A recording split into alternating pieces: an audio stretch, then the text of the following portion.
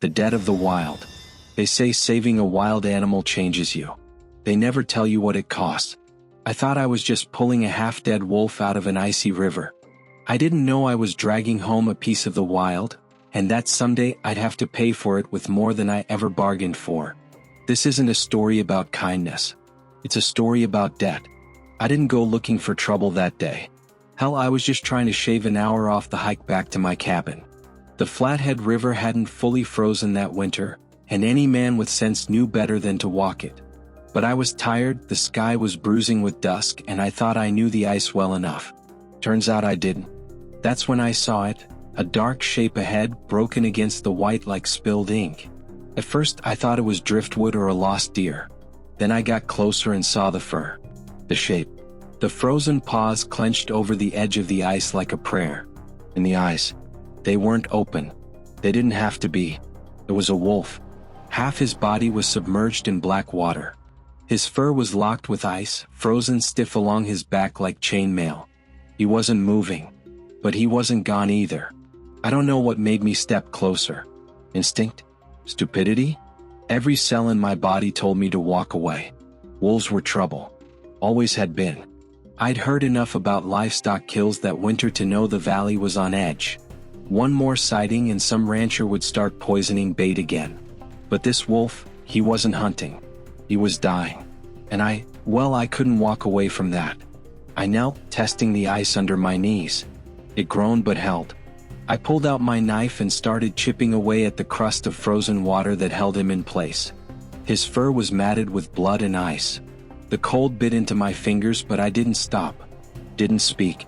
Didn't even think. Only when I finally freed his shoulders did I realize what I'd done. He was massive, easily 180 pounds, and I had 3 miles between me and shelter. I should have let him go. Let nature decide. That's what my father would have said. Hell, what I would have said just a few years ago. But something in that moment, something told me this mattered. More than I could explain. I bent, hooked my arms under his chest and heaved. His body was limp. Water poured from his coat down my back as I staggered to my feet. He didn't fight. Didn't growl. He just let me carry him. The walk back felt like dragging a corpse through hell. My boots slipped on ice. My back screamed. The cold turned my shirt into armor.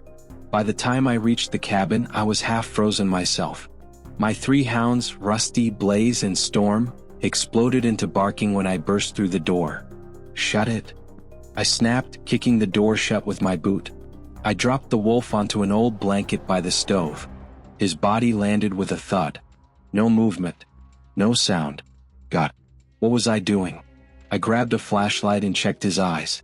When I pried one open and shone the beam in, the pupil twitched. Still in there. Barely. That night I didn't sleep. I sat by the fire and watched him, the way his ribs rose, slow and uneven. The way his ears twitched every now and then like he was chasing something in a dream. I didn't give him a name. Not yet. Didn't feel like I had the right. I'd saved his life. But in that moment I started to wonder what it would cost me. I didn't expect him to live. Truth is, I laid that wolf by the fire expecting to bury him in the morning. But the bastard held on. The first day he didn't move. The second he twitched. By day 3 he opened one eye. Just one. And looked at me like I was the ghost in his house. I tried feeding him broth, just a bit of deer meat boiled down with salt and bones. He didn't touch it. But he watched me. Always watched me. Something about that stare got under my skin. It wasn't fear. Wasn't aggression either. It was curiosity. I'd seen wild animals broken by frostbite, disease, bullets. I'd seen their eyes go dull, that final flicker right before they give up. But not him. No. This one wanted to live. I named him Ash. Didn't say it out loud at first, just muttered it one day while laying more wood on the fire. You look like ash and bone, I said. And you're stubborn as hell. So yeah, Ash fits. He didn't respond. But he didn't growl either. That was progress. His back legs didn't work. Probably nerve damage. Maybe permanent. I started massaging them every night, slow and careful, just like my old hunting dog when she got hit by a snowmobile back in '02. Ash let me do it. That's what surprised me most. He didn't trust me, not fully, but he allowed it. And in the wild, that's damn near the same thing. Then Jake called. My son, 14 years old, lived with his mom in Missoula. Hey Dad, he said, voice crackling through the landline like an old vinyl record. Hey kiddo. What's up? There was a pause. I was thinking, could I come out for spring break? I blinked. He hadn't been to the cabin in over a year. Not since his mom remarried. Some guy named Kevin who wore boat shoes and said things like, you do you. You sure? I asked, trying to sound casual. Yeah. Mom and Kevin are going to Seattle. I'd be with Grandma anyway. Alright, I said, heartbeat picking up. You know it's still cold up here. Deep snow, no Wi-Fi. I remember. That's kinda why I want to come. I hung up the phone in silence, staring at Ash sleeping by the fire. Well, I muttered, guess it's time to introduce you to family. Jake showed up a week later, taller than I remembered, voice deeper, wearing a hoodie 2 sizes too big. But when he stepped inside and saw the wolf by the fire, his face lit up like a Christmas tree. Is that a wolf? He whispered. Technically, I said. In practice, he's a sack of fur and trouble. Jake dropped his bag and crouched near the fire. What's his name? Ash. Cool. The wolf stirred, lifting his head slightly. His eyes locked with Jake's, and for the first time since I'd found him, I saw a flicker of something soft in that gaze. Recognition? Acceptance? Jake held out his hand, palm down. Ash didn't growl. Didn't move. Just stared. You're not afraid? I asked. Jake shrugged. He doesn't seem like the scary type. From that day forward, the cabin wasn't mine anymore. It was ours. Me, Jake, and the wolf. Jake fed him by hand. Sat with him after dinner. Talked to him like an old friend. I watched from a distance, feeling like a guest in my own house. Ash responded to Jake in ways he never did to me. When the boy walked in, Ash's ears perked up. When he laughed, Ash wagged what little tail he had left. I'd spent weeks nursing him back from the brink, but Jake was the one he chose. And I was okay with that. Of course, peace never lasts long in places like this. It was a Friday evening, the kind where the wind cuts through your coat no matter how many layers you've got. Jake and I were playing cards when we heard the knock. Sure. Heavy. I opened the door and there he was, Brad Coleman, Ranger badge, clipboard, smug grin. Evening, Greg, he said. Mind if I come in? I did. But I stepped aside anyway. Brad's eyes swept the room, landing on Ash with a predator's precision. Well, he said. Guess the rumors were true. I didn't flinch. He's injured. Can't walk. Harmless. Brad stepped closer. You know the law, Greg. Predators like him, they're not pets. They're liabilities. Jake appeared beside me, arms crossed. He's not hurting anyone. Brad raised a brow. And who's this? My son. Perfect. You've got a kid in the house with a wild wolf. You really want to test state regulations? I took a slow breath. What do you want, Brad? He pulled a paper from his coat. 72 hours. That's what you've got to turn the animal in. After that, it's a felony. He turned, gave a little salute, and walked out into the snow. Jake was silent. Ash growled low in his throat. I stood there, paper in hand, blood boiling. We weren't safe anymore. I didn't sleep that night. While Jake snored softly in the loft and the fire crackled low, I sat at the kitchen table, staring at the paper Brad left behind. 72 hours. Less now. It might as well have been a death sentence. Ash lay near the stove, his breathing slow and steady. He looked peaceful. He had no idea what was coming. Or maybe he did. Wolves have a way of knowing things people can't. I kept thinking, this is my fault. I pulled him out of that river. I brought him into this world. And now I had to decide how it ends. Next morning, I woke Jake before sunrise. Get dressed, I whispered. Quietly. He rubbed his eyes. What's going on? We're taking Ash north. Elk Hollow. There's still enough snowpack to keep tracks light, and no one patrols that way until April. Jake blinked. We're running? No, I said. We're setting him free. We packed fast. 2 packs. Jerky, water, blanket, flare gun. My old lever-action rifle just in case. I wrapped Ash in a tarp like a sled and tied a rope through the handles. He didn't resist. It was like he knew. Outside the air was cold and clean. Sky pale blue. Trees creaked in the wind. Jake walked beside me, silent, dragging the sled behind him.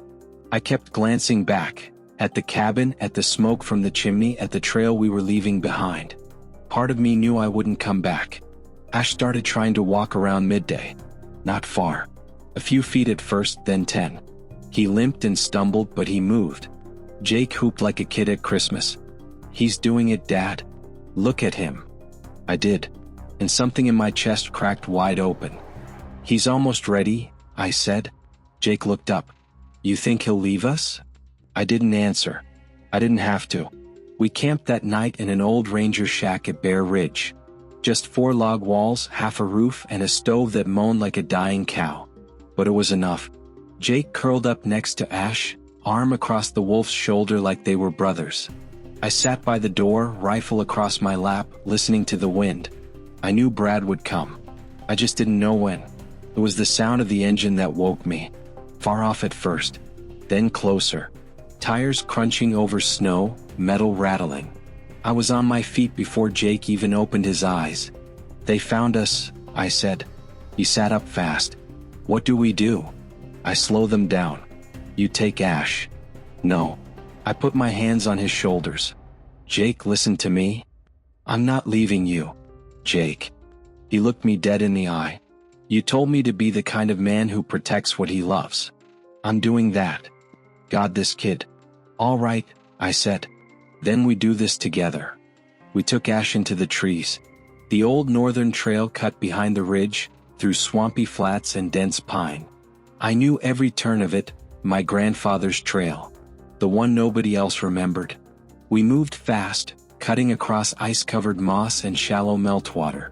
Ash limped behind Jake, silent and watchful, his body moving with more grace than I thought he had left. And then, I heard the second engine. Coming from the east. They were trying to flank us. "Damn it," I hissed. "They're trying to box us in." Jake turned to me. "There's the split trail, right? By Devil's Elbow?" I nodded. "You remember that?" "I remember everything you show me." I couldn't help but smile. "Then lead the way." But we weren't fast enough. As we rounded the ridge, movement flickered through the trees. A man. Camo jacket. Rifle in hand. Brad. He stepped out onto the trail like a hunter laying eyes on game. Well, he grinned. "Told you I'd find you." Jake stepped in front of Ash. "Leave him alone." Brad raised his rifle. "You take one more step," I said, lifting mine, "and I swear." "Greg," he snapped, "this is a wild animal. It's not your dog. It's not your son's buddy. It's a predator. And it's illegal. Then shoot me first." Brad hesitated. Just for a second. That's when Ash moved. He stepped forward, slow, controlled, and stood between me and Brad. Tall. Not baring teeth. Not growling. Just there. His yellow eyes locked onto Brad's, unblinking. And Brad lowered the rifle. "Jesus," he muttered. "He's different. He's alive," I said. "And he's going home." Brad looked at me. Then at Jake. Then at the wolf. "I didn't see anything," he muttered. "You hear me?" I nodded. Loud and clear. He turned and walked away. An hour later we reached the tree line overlooking Elk Hollow. It was quiet. Peaceful. The snow glittered under the rising sun like scattered diamonds. Jake knelt beside Ash. "This is it, huh?" "Yeah," I said. He pressed his forehead to the wolf's. "Go," he whispered. "It's okay." Ash looked at him. Then at me. Then he turned and ran. No limp. No hesitation. Just a blur of silver fading into green. Gone. Jake stood in silence, watching the trees. I put an arm around his shoulder. "You okay?" He nodded, eyes wet. I'm gonna miss him." "Me too." That night, back at the cabin, the fire crackled as we sat in silence. Then, from somewhere out there, beyond the ridge, beyond the trees, we heard it. A howl. Long. Free. Jake looked at me. That was him. I smiled. Yeah, kid. That was him. If this story touched something in you, if you felt the cold, the fear, the quiet loyalty of a wild heart, then don't let it end here. Tell me what you felt. Did you see yourself in Greg? In Jake? Would you have saved the wolf? Drop a comment below. I read every single one. And if you're someone who believes in stories with soul, stories that remind us what it means to be human, then hit that subscribe button. Share this with a friend who needs to feel something real again.